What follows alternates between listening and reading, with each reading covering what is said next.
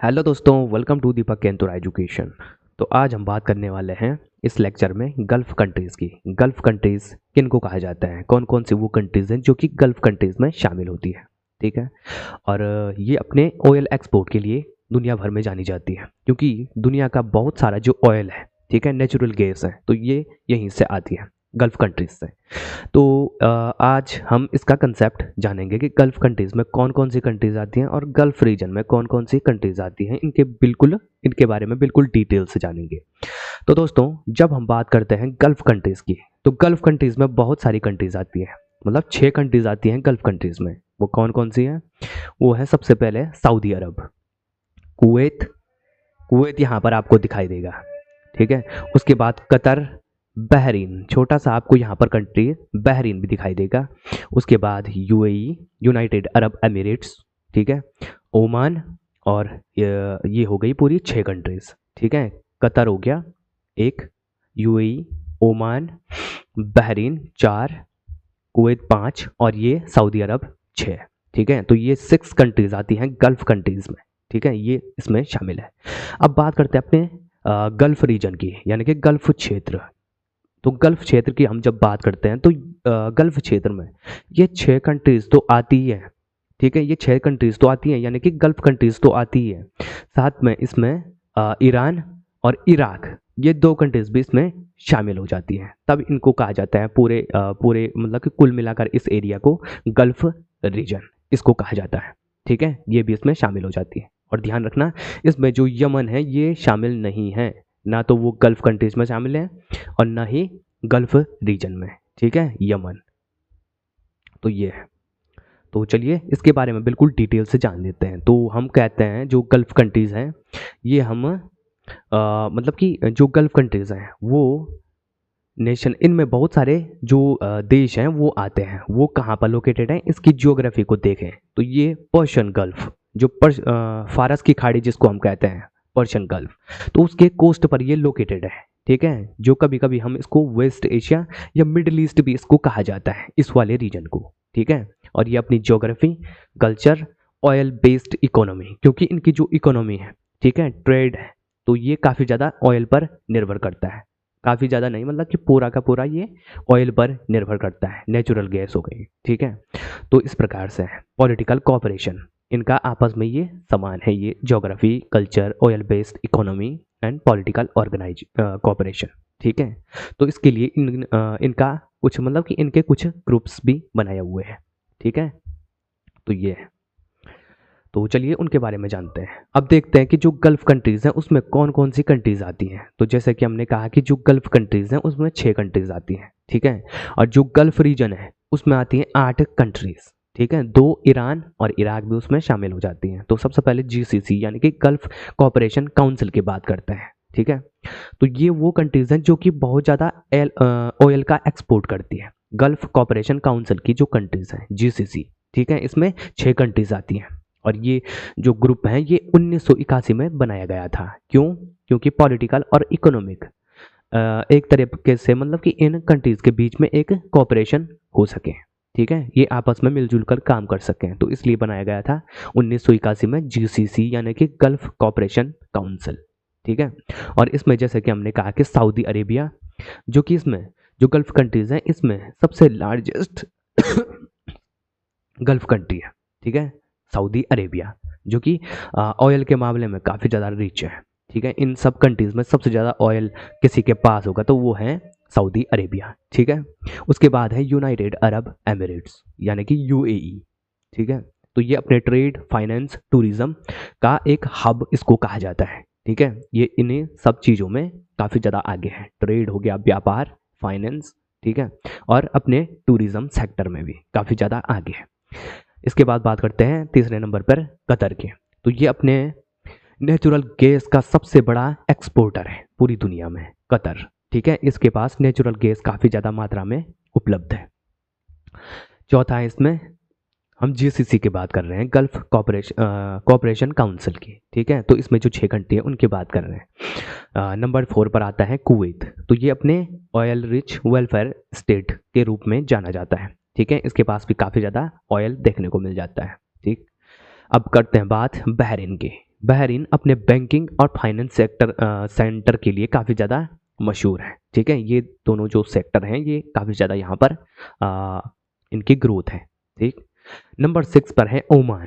ठीक है, तो ये अपनी स्ट्रेटेजिक लोकेशन के लिए, जो कहाँ पर है ये, इसकी जो लोकेशन आप देखेंगे तो ये स्ट्रेट ऑफ हॉर्मोज यानी कि हॉर्मोज जो जल संधि है वहाँ पर लोकेटेड है। ठीक है, तो ये एक अपनी स्ट्रेटेजिक लोकेशन पर लोकेटेड है। ठीक है, जो कि एक चौक पॉइंट का काम करता है।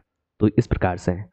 दो और कंट्रीज की बात करें, गल्फ रीजन वाले जो दो और कंट्रीज की हमने बात करी जो कि पर्शियन गल्फ के तट पर स्थित है, तो उनमें दो कंट्रीज और आ जाती हैं। ठीक है, तो ये कौन कौन सी हैं? ईरान और इराक।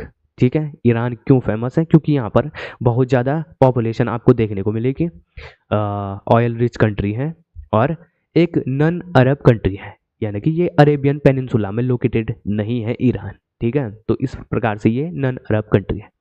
और ये इराक जो है, इराक अपने ऑयल रिच कंट्री के रूप में जाना जाता है। ठीक है, और ये फारस की खाड़ी से बाउंड्री बनाता है। ठीक है, तो ये दो और जो देश हैं वो इसमें आ जाते हैं गल्फ रीजन में। ठीक, इनका कल्चर भी आपको यहाँ पर काफ़ी समान दिखाई देगा। ठीक है, सभी की सभी कंट्रीज यहाँ पर ऑयल का एक्सपोर्ट करती हैं। ठीक है, उनकी जो इकोनॉमी है वो ऑयल से ही चलती है। तो इस प्रकार से कुछ कॉमन फीचर्स हैं जो कि इन सभी कंट्रीज में पाई जाती हैं, जैसे कि क्या, जैसे कि ये ऑयल और नेचुरल गैस में काफ़ी ज़्यादा है, ये मतलब कि एक्सपोर्ट करते हैं। यहाँ पर जो इनकी इकोनॉमी है वो ऑयल और नेचुरल गैस की वजह से ही चलती है। ठीक, यहाँ पर आप खेती नहीं कर सकते क्योंकि यहाँ पर आपको बहुत सारा मतलब कि रेगिस्तान डेजर्ट वाला यहाँ पर क्लाइमेट आपको दिखाई देगा और डेजर्ट में खेती नहीं हो सकती। ठीक है, और यहाँ पर बहुत सारा मतलब कि बहुत ज़्यादा आपको जो कंट्रीज़ हैं वो हाई कैपिटा इनकम वाली दिखाई देंगी। ठीक है, इनकी जो पर कैपिटा इनकम है वो बहुत ज़्यादा होती है। ठीक है, विशेष रूप से कौन सी कंट्रीज़? जीसीसी वाली जो कंट्रीज़ हैं 6, ठीक है, उनकी काफ़ी ज़्यादा हाई इनकम होती है per capita. Gulf council, gulf cooperation council वाली जो स्टेट्स हैं, ठीक है, ईरान और इराक को छोड़ के और यमन को छोड़ के, यमन तो है नहीं। और यहाँ पर जो क्लाइमेट है वो डेजर्ट वाला आपको दिखाई देगा, जिसकी वजह से यहाँ पर जो पानी की बहुत ज़्यादा प्रॉब्लम होती है। ठीक है, जो यहाँ पर फ्रेश वाटर होता है वो बाहर से मंगाना पड़ता है दूसरे देशों से, तो यहाँ पर जो स्कैरिसिटी है वाटर की वो भी काफ़ी ज़्यादा आपको देखने को मिलेगी। ठीक है, और यहाँ पर इन सब कंट्रीज़ में आपको इस्लाम इस्लाम जो धर्म होता है, धर्म है, वो यहाँ पर एक डोमिनेंट रिलीजन है। ठीक है, यहीं पर आपको बहुत सारा मतलब कि इस्लामिक जो ये कंट्रीज़ हैं पूरी, ये इस्लामिक कंट्रीज़ हैं, इस्लाम धर्म को ये फॉलो करते हैं। और इसके अलावा साउथ एशिया जो इंडिया, पाकिस्तान, बांग्लादेश, नेपाल, भूटान, इस तरीके के जो कंट्रीज़ हैं, ठीक है, जो कि साउथ एशिया में आते हैं। ठीक है, तो ये बहुत सारे यहीं पर जाते हैं काम करने के लिए। ठीक है, यहाँ पर प्रवास करते हैं इस गल्फ रीजन में। ठीक है, इंडिया से काफ़ी ज़्यादा यहाँ पर इस रीजन में काम करने के लिए लोग जाते हैं, इंडिया, पाकिस्तान या इसके अगल बगल की और भी जो कंट्रीज़ हैं। ठीक है, तो यहीं पर जाते हैं काम करने के लिए। तो ये है। अब देखते हैं इनके इकोनॉमिक इम्पोर्टेंस, यानी कि आर्थिक इनका योगदान क्या है। ठीक है, इनका महत्व क्या है आर्थिक रूप से।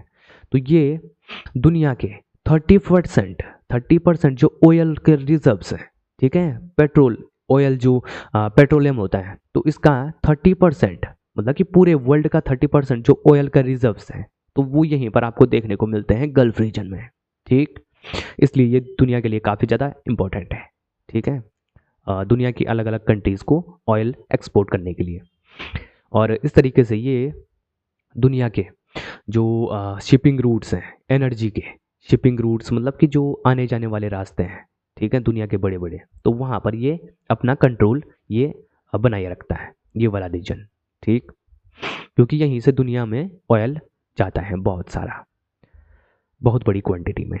और ये जो रीजन है यहाँ पर जितने भी कंट्रीज़ हैं, ठीक है, तो ये एक तरीके से ग्लोबल इन्वेस्टर्स के रूप में भी जानी जाती है। ठीक है, जो कि अलग अलग कंट्रीज़ में अपना जो पैसा है तो वो इन्वेस्ट करते हैं। ठीक, तो इस रूप में भी ये जानी जाती है। ठीक, पॉलिटिकल और स्ट्रेटेजिक इम्पोर्टेंस भी इन देशों का काफ़ी है जो यहाँ पर मौजूद है, जैसे कि स्ट्रेट ऑफ हॉर्मुज जो है, ठीक है, हॉर्मुज की जल संधि, तो वहाँ पर दुनिया का 20% जो ग्लोबल ऑयल ट्रेड है उसको ये कंट्रोल करता है, स्ट्रेट ऑफ हॉर्मुज, जो वहीं पर आपको दिखाई देगा। ठीक है, तो ये है। इसके अलावा ग्लोबल एनर्जी सिक्योरिटी का ये एक रीजन है बहुत ही महत्वपूर्ण। ठीक है, क्योंकि यहीं से ऑयल एक्सपोर्ट होता है बहुत, पूरे मतलब कि दुनिया में। तो ये भी है। अब इसके बाद जैसे कि ऑयल का मतलब कि ये एक्सपोर्ट करते हैं बहुत सारा, तो यहाँ पर अपने आप नेचुरली काफ़ी ज़्यादा जियोपॉलिटिकल टेंशंस भी यहाँ पर क्रिएट होती रहती हैं टाइम टू टाइम, जैसा कि अभी भी चल रहा है। ठीक है, ईरान की वजह से। तो ये है। अब देखते हैं दोस्तों, इंडिया के लिए इस रीजन का महत्व क्या है। जो ये गल्फ कंट्रीज हैं, इनका इंडिया के लिए क्या कंट्रीब्यूशन है। ठीक है, इंडिया के लिए किस तरीके से ये इंपॉर्टेंट है, ये कंट्रीज, गल्फ कंट्रीज। ठीक है, तो इनको एक बार देख लेते हैं। तो ये इंडिया के लिए बहुत ही एक मेजर सोर्स है क्रूड ऑयल और एलएनजी का, यानी कि लिक्विफाइड जो नेचुरल गैस होती हैं उसका। ठीक है, इन दोनों का, क्रूड ऑयल और एलएनजी। रशिया से भी हम इंपोर्ट करते हैं काफ़ी ज़्यादा ऑयल, लेकिन ये रीजन भी हमारे लिए काफ़ी इंपॉर्टेंट है, क्योंकि यहाँ से भी हम, जैसे कि ईरान से भी काफ़ी ज़्यादा तेल को इंपोर्ट करते हैं। ठीक है, अपने देश में आयात करते हैं। तो ये रीजन हमारे लिए काफ़ी ज़्यादा इंपॉर्टेंट है एनर्जी के लिए। ठीक, इसके बाद जो 9 मिलियन इंडियन जो प्रवासी हैं, ये यहाँ पर काम करते हैं इस वाले रीजन में, गल्फ कंट्रीज़ में। ठीक है, दुबई, ये क्या बोलते हैं, दुबई हो गया, रियाद, जो और भी जैसे बहरीन, बहुत सारी कंट्रीज़, कतर हो गई। तो इन सब कंट्रीज़ में काफ़ी ज़्यादा इंडियंस आपको दिखाई देंगे। ठीक है, 9 मिलियन यानी कि 90 लाख जो इंडियंस हैं वो यहाँ पर काम करते हैं। ठीक है, और यहाँ से जो भी उनको पैसा मिलता है, जिसको कहा जाता है रेमिटेंसेस। ठीक है, तो ये इंडिया की इकोनॉमी में काफ़ी ज़्यादा कंट्रीब्यूशन देते हैं। ठीक है, जो यहाँ से वो पैसा कमाते हैं तो वो कहाँ भेजते हैं, अपने देश इंडिया में, तो उसको कहा जाता है रेमिटेंसेस। तो ये भी काफ़ी ज़्यादा इन देशों से इंडिया को जाता है रेमिटेंसेस। ठीक है, तो इसके लिए ये हमारे लिए काफ़ी ज़्यादा इंपॉर्टेंट है, ये गल्फ कंट्रीज। ठीक, क्योंकि हमारे लोगों को वहाँ पर भी काफ़ी ज़्यादा रोजगार मिलता है। तो ये है। तो ये था दोस्तों आज का वीडियो। आई होप आपको ये वीडियो पसंद आई होगी। अगर वीडियो पसंद आई तो इस वीडियो को लाइक और हमारे चैनल को सब्सक्राइब जरूर करें। जल्द मिलते हैं आपसे एक नई वीडियो में। Bye bye.